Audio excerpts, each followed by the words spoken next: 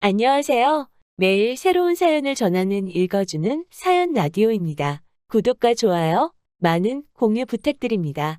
오늘의 사연 시작하겠습니다. 안녕하세요. 결혼 생활 4년 만에 이혼을 결심한 30대 여성입니다. 어디다 얘기할 곳이 마땅치 않아서 이렇게 글을 쓰게 되었습니다. 망신스러운 이야기라서 주변엔 차마 못하겠고, 그렇다고 친정 부모님께 하자니 걱정하실 게 뻔해서 못하겠더라고요. 하지만 그저 끙끙 혼자 앓자니 이러다간 정신이 어떻게 돼버릴 것 같아서요. 정말이지 결혼 전에는 이런 사람일 줄은 생각도 못했는데 도대체 어디서부터 꼬여버린 건지 모르겠어요.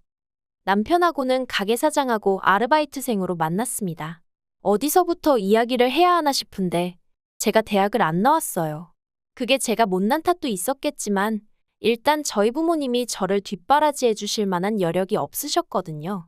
게다가 지금은 돌아가셨지만 몇 년 전까지 할머니가 살아계셨는데 여기저기 많이 아프셨어요. 그런데 저희 부모님이 그런 할머니를 외면하지 못하셔서 병원비로도 돈이 많이 나갔죠. 아무튼 그래서 솔직히 제가 공부에 얼마나 열정이 있었다면 모르겠지만 딱히 그런 것도 아니었고, 그렇다 보니 무턱대고 남들이 다 가니 나도 보내달라며 대학 가겠다는 고집을 부리지 못했습니다. 자포자기를 했달까요? 그런데 그러고 나니까 점점 시간이 갈수록 학벌에 대한 컴플렉스도 느껴지고, 그러다 보니 한 곳에 정착을 못하고 어디 사무실 같은 데로 출퇴근도 하다가 또 관두고 아르바이트도 하다가 그렇게 철새처럼 여기저기 옮겨다니게 되대요. 그러다 한 번은 주점에서 아르바이트를 하게 되었는데 남편이 거기 사장이었던 거고요. 남편은 저보다 10살이 많았는데 그래서 그런가 대화를 나눠보면 생각이 깊은 것도 같았고, 또 저에게 이래라 저래라 지금 생각해보면 쓸데없는 잔소리였는데 그게 그때는 얼마나 피가 되고 살이 되는 조언처럼 들리던지 말해요.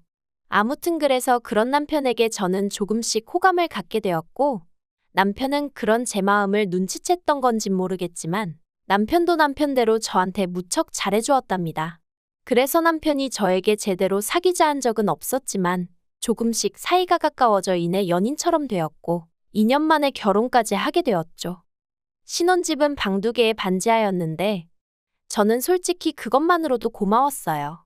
그래도 남편 말로는 그 집이 1억이 넘는 집이라고 했는데 저는 들고 간 돈이 2천밖에 안 되었거든요. 남편이 요새는 다 반반 결혼하는데 그래도 자기나 되니까 이 정도 해오는 거라대요. 지금 생각해보면 그것도 어이가 없죠. 10살이나 많으니 솔직히 당연한 거 아니었나 싶기도 하거든요. 그런데 그때는 그냥 제가 여러 가지로 사는 게 힘들었던 모양이에요. 그래서 남편이 좀 유세를 부리고 생색을 내도 그러려니 했고, 그저 하루빨리 제 가정을 꾸려 심적으로 여유 있는 삶을 찾고 싶었죠. 그래서 제 나름대로 어떻게든 좋은 점만 보고 좋은 쪽으로만 생각하려고 했던 것 같기도 해요. 그런데 결혼한 지 1년 만에 아이를 갖고 아이가 태어날 때쯤 되니까 더는 여기서 못 살겠다 싶대요. 저나 남편이야 어른이니까 그럭저럭 적응하고 살았다 치지만 애가 앞으로 여길 기어다니며 지낼 거라 생각하니 눈앞이 깜깜했거든요. 그래서 남편에게 이사를 가자고 했어요. 그랬더니 남편이 저더러 어디 돈 맡겨놓은 거라도 있냐면서 쓸데없는 소리 하지 말라나요. 맞아요. 저희 남편은 이사 가고 싶은 생각이 아예 없었어요. 가게를 넓히면 넓혔지. 집에서 자기가 있으면 몇 시간이나 있는다고 이사를 가야 되냐? 왜 자기가 쓸데없이 돈을 써야 하냐? 애가 태어나고 나면 저랑 애는 하루 종일 집에만 있어야 하는데 그건 남편한테 알 바가 아닌가 보더라고요. 그래서 돈이 문제냐 그러면 내가 이 집 보증금 내에서 알아보겠다 하고 만삭의 몸으로 집을 알아보러 다니기 시작했습니다. 그래도 저희 남편 정말 눈 하나 깜짝 안 하대요. 그런데 사람이 정말 죽으라는 법은 없는지 그렇게 발품 팔기를 2주 예산하고 정말 꼭 맞아떨어지는 집 하나를 찾았어요. 비록 동남향이긴 했지만 그래도 살고 있던 반지하에 비하면 해도 잘 들고 집주인이 계획에 없던 이사를 하게 되면서 전세로 내놓은 집이라 그런가. 집도 싹 고쳐져서 너무 깨끗하고 좋더라고요. 그래서 그 집으로 이사를 가자고 정말 남편에게 사정사정을 했습니다. 솔직히 거의 빌다시피 한 것 같아요. 당신은 아무것도 신경 쓰지 않아도 된다. 처음부터 끝까지 내가 다 하겠다 그렇게요. 그런데 계약 당일 부동산에서 남편이 어찌나 저를 망신을 줬는지 몰라요. 솔직히 지금도 제가 그때 뭘 얼마나 잘못했고 무슨 실수를 했던 건지 모르겠지만 남편이 집주인이랑 중개인이 있는데도 만삭인 저에게 얼마나 윽박지르던지 제가 그냥 무조건 미안하다고 남편에게 사과하고 남편을 달래고 그랬어요. 그런데 그 꼴이 얼마나 보기 그랬으면 오죽하면 집주인이 남편더러 아내가 무슨 죄라도 지었냐고 너무한 거 아니냐고 대놓고 한 소리 할 정도였다니까요. 그래도 오로지 태어날 아이를 좀 더 좋은 환경에서 키워보겠다는 욕심 하나로 제 자존심을 접었습니다. 하지만 이게 다가 아니었습니다. 결혼할 때만 하더라도 경제권을 저에게 넘겨주겠다던 남편은 식을 올리고 살림을 합치기가 무섭게 어쨌든 가게 장사도 해야 하고 이런저런 이유로 경제권은 못 넘겨줄 것 같다 하대요. 그런데 거기서 그치지 않고 남편이 덧붙이기를 어차피 저는 일이라고 해봤자 살림이나 하고 애나 보고 어쩌다 가게 나와서 일이나 돕는 게 전부 아니냐면서 그런데 무슨 돈이 필요하겠냐고. 그러니까 앞으로 한 달 생활비로 50만 원에 그래도 생각해준다는 식으로 제 용돈으로 20만 원을 주겠다더군요. 그런데 아무리 이게 몇 년 전 이야기라고 해도 50만 원은 세 식구 살림을 꾸려나가는데 충분한 액수가 아니었어요. 그래서 남편에게 50만 원은 부족할 것 같다고 조심스레 이야기를 꺼냈었는데 남편이 저더러 해보지도 않고 벌써부터 돈 쓸 궁리나 하냐면서 저를 무슨 사치스러운 사람 마냥 취급을 하더라니까요. 그래서 울며 겨자 먹기로 어쩔 수 없이 50만 원으로 살림을 시작했는데 아니나 다를까 턱없이 부족했어요. 그러니 제 용돈이랍시고 준 20만 원도 대부분 결국 생활비로 써야만 했죠. 그리고 이런 생활이 계속되던 와중에 정말 우연히 고등학교 때 친구랑 마주쳤습니다. 아주 친한 건 아니었어도 서로 불편한 감정 없이 지내던 친구였는데 마트에서 절 보곤 한눈에 알아봤다며 반가운 체를 하더라고요. 그런데 전 그때 정말 초라한 상황이었거든요. 소세지 한 봉지를 사면서도 남편한테 물어보고 사야 했을 만큼요. 그래서 친구랑 마주친 그 상황이 그렇게 달갑지만은 않대요. 하지만 친구는 그런 제 마음을 아는지 모르는지 저더러 커피 한잔 하자더니 묻지도 않았는데 그간 자기가 지내온 이야기를 하더라고요. 그런데 그게 왜 그렇게 듣기 싫으면서도 부럽던지요. 아무튼 그렇게 서로 연락처를 교환하고 집에 오는데 왜인지 닭똥 같은 눈물이 줄줄 나더라니까요. 그리고 며칠 뒤 저는 남편에게 이혼하자고 했어요. 친구랑 만났다가 정신이 들었다 이런 소리는 할 필요도 없었고요. 그냥 더는 이런 식으로 힘들어서 못 살겠다. 이혼해달라 했죠. 그런데 남편이 너무 쉽게 그래 네가 못 살겠다는데 별 수 있냐. 헤어지자 그러대요. 참으로 기가 막혔죠. 최소한 왜냐고 이유는 물어봐줘야 하는 거 아닌가 싶기도 하고. 그런데 그게 다가 아니었습니다. 남편이 하는 말이 이혼을 하건 집을 나가건 그런 건 상관없는데 딸은 못 준대요. 딸은 자기가 키울 거라면서 저더러 네가 집이 있냐 직장이 있냐 가진 건 쥐뿔도 없는 주제에 애를 욕심을 내냐 네가 진짜 엄마 맞냐 막말을 퍼붓더라고요. 그런데 정말 속상했던 건 뭐 하나 제대로 반박할 수 없는 제 현실이었습니다. 저는 집도 없고 직장도 없고 남편 말대로 가진 건 쥐뿔도 없었으니까요. 그래서 결국 이혼 이야기는 유야무야 없던 게 되어버렸고 이후로 남편은 전보다 더 함부로 저를 대하기 시작했습니다. 그나마 몇 푼 주던 용돈인지 뭔지도 자기가 그걸 왜 줘야 하냐며 끊어버리더니 이후론 정말 제가 티셔츠 한 장, 머리끈 하나 사는 꼴을 못 보더라고요. 매일같이 자기는 가게에 나가서 죽어라 일만 하는데 저는 집에서 애재롱 떠는 거나 보는 주제에 이딴 걸 사나르고 싶냐며 어찌나 사람 기를 죽이던지 말해요. 정말 지금 생각해도 치사하고 서러운 날들이었죠. 그런데 그 무렵 그때 연락처를 주고받았던 친구에게 연락이 왔어요. 그리곤 친구가 헤어질 때 제 텅 빈 눈빛이 잊혀지지가 않더라며 혹시 자기가 뭐라도 도와줄 수 있으면 도와주고 싶다는데 너무 오랜만에 그런 이야기를 들어서 그런가 또다시 눈물이 왈칵 쏟아지대요. 그래서 제가 일자리가 필요하다고 했어요. 그랬더니 친구가 마침 잘 되었다며 저더러 자기 식당에 나와서 일 좀 도와줄 수 있겠냐는 거예요. 그래서 더는 묻지도 따지지도 않고 그러겠다 했죠. 그리고 바로 3일 뒤 출근을 시작했는데 알고 보니 친구가 운영하는 식당은 언론에도 몇 번이나 소개되었을 만큼 소문난 맛집이었습니다. 그리고 친구는 저에게 그냥 설거지나 재료 손질만 시키는 게 아니라 가게 운영 전반에 걸친 모든 걸 알려주려고 하더라고요. 그땐 그 이유를 몰랐지만 어쨌든 저는 모든 게 즐거웠어요.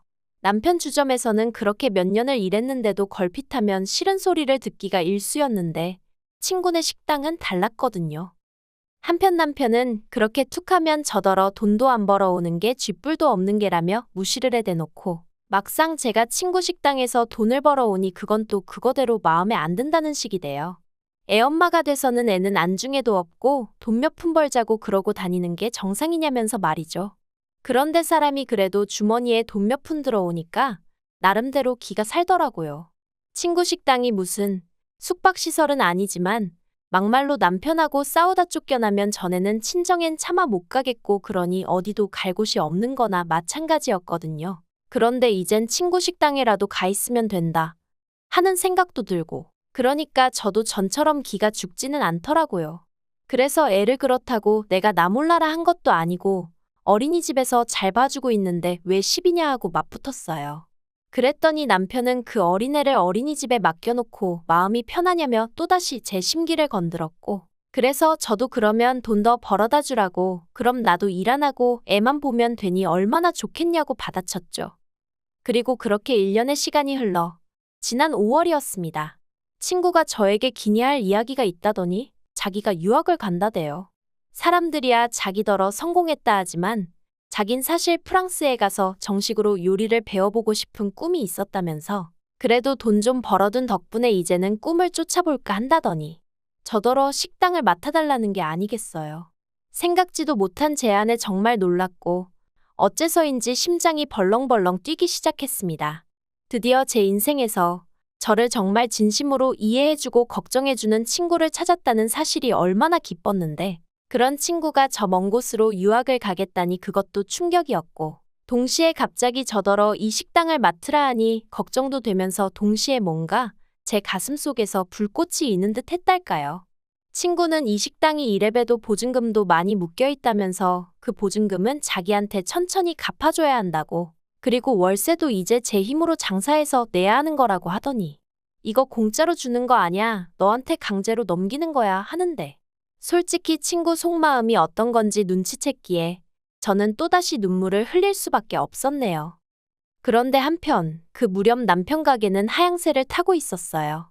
솔직히 저랑 같이 일할 때도 장사가 얼마나 잘 되던 곳은 아니었는데 그래도 그때는 나름대로 흔치 않은 컨셉 덕분에 손님이 끊이진 않았거든요.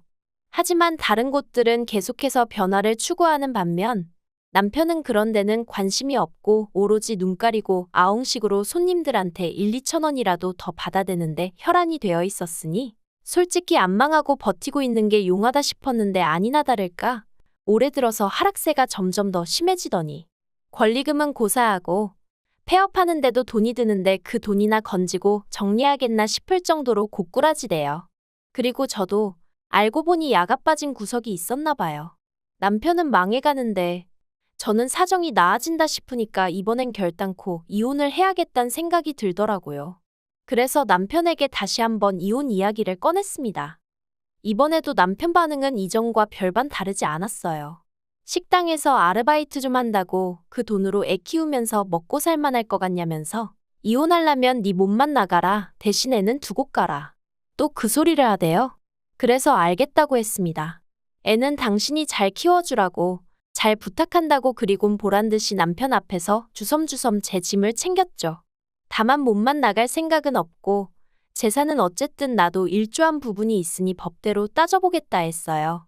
막말로 외벌이라곤 해도 저도 집안일하고 애 키운 공이 있는데 누구 좋으라고 몸만 나가겠냐고요. 그런데 남편 입장에선 제가 갑자기 세게 나가니까 좀 놀랬던 모양인지 갑자기 무슨 이혼이냐면서 이혼이 애들 장난이냐 어쩌냐 헛소리를 하더니 절 붙잡더라고요. 참 아이러니하죠.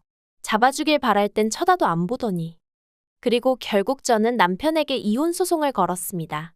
사는 동안에도 여러 가지로 찌질한 모습만 보여주더니 이혼 하나라도 시원스레 좀 해주면 덧나냐니까 자기는 저 없인 못 산다는 헛소리를 해대며 놔주려고를 안 하더라고요.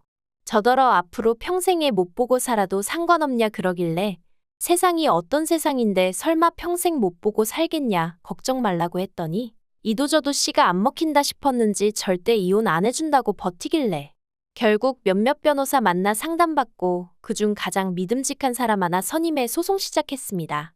지금도 생각해보면 친구를 그때 그렇게 마주치지 않았다면 제가 과연 이렇게까지 용기를 낼 수 있었을까 싶어요. 참고로 친구가 말하길 자기가 저에게 잘해줬던 건 제가 고등학교 때 자기에게 너무 잘해줘서 그랬다는데 솔직히 전잘 기억도 나질 않는데 아무튼 이래서 항상 주변 사람들에게 잘하고 살아야 하나 싶어요. 이번 일을 계기로 앞으로 더욱이 제 곁에 있어준 사람들에게 하나라도 더 베풀고 말 한마디 더 따뜻하게 해야겠다는 생각도 들고요. 이혼이란 게 사실 남편 말처럼 애들 장난도 아니고 이 일로 우리 애도 결국 상처를 받게 되겠지만 그래도 이번 기회로 저도 좀 더 당당한 제 자신을 되찾고 싶고 아이에게도 닮고 싶은 엄마가 되어주고 싶습니다. 시간은 좀 걸리겠지만 그래도 노력해 보려고요. 더는 다른 사람이 저를 쥐고 흔들게끔 자포자기하지 않을 거예요. 긴 이야기 들어주셔서 감사합니다. 오늘의 사연은 여기까지입니다. 구독과 좋아요, 알람 설정해주시면 앞으로 더 좋은 사연으로 찾아오겠습니다. 감사합니다.